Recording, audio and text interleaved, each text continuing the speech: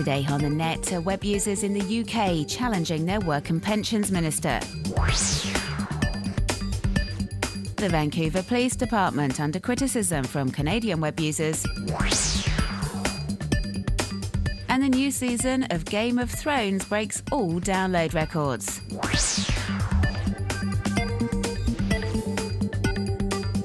The UK's Work and Pensions Secretary Ian Duncan-Smith has sparked an outcry after saying in a radio interview for the BBC that he could live on the £53 benefits, that's around €64 a week, currently allocated to job seekers under the age of 25. His remarks have been widely circulated online since and have sparked a lively reaction from British web users. One outraged web user has decided to take the Work and Pensions Minister at his word and has started an online petition on the site change.org challenging him to try and live off such a small amount of money. The document states that if Ian Duncan-Smith takes up the challenge, he will have to agree to a 97% reduction on his current income. The petition is proving extremely popular. Over 360,000 web users have already added their signature in the space of a few days. They all condemn the minister's attitude. This British woman says it's easy to make such assumptions when you earn a good wage, but that he will find it extremely difficult to get by on such little money. Whether the online campaigning will convince Ian Duncan-Smith to accept the challenge remains to be seen. But if he does, then he won't be the first politician to try living off social benefits. In December 2012, the mayor of Newark in New Jersey, Cory Booker, spent a week living on the budget of an average American family receiving benefits from the food stamp program, so he could gain a better understanding of their plight.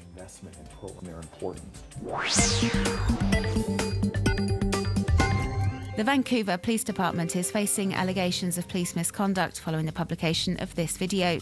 Released online on the 27th of March, we see a man who's just been stopped by two officers being punched in the face by one of them, who said he was trying to resist arrest. The footage has been widely circulated online and triggered animated debate among Canadian web users. Hundreds of web users have posted comments to the YouTube page hosting the famous video, condemning the officer in question for abusing his power and criticising his excessive use of force, saying there's no need for such violence.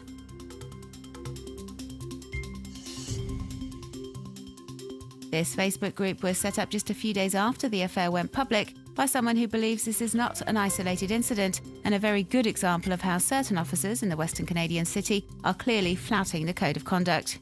Citizens who've been on the receiving end of unjustified violence by officers are asked to send in their accounts to the page called "I Was Assaulted by Vancouver Police" in a bid to raise public awareness.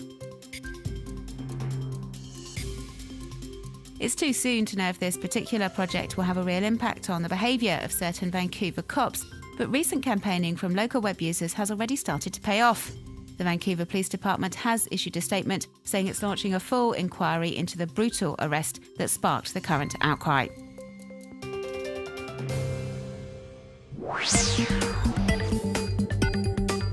Season 3 of Game of Thrones aired its premiere in the US on Sunday night, and in 24 hours it racked up over 1 million illegal downloads.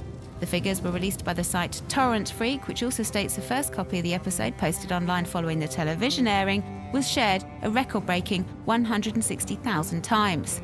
The majority of downloads were from English-speaking countries and illustrate once again the immense popularity of the show, which was the most illegally downloaded series of 2012.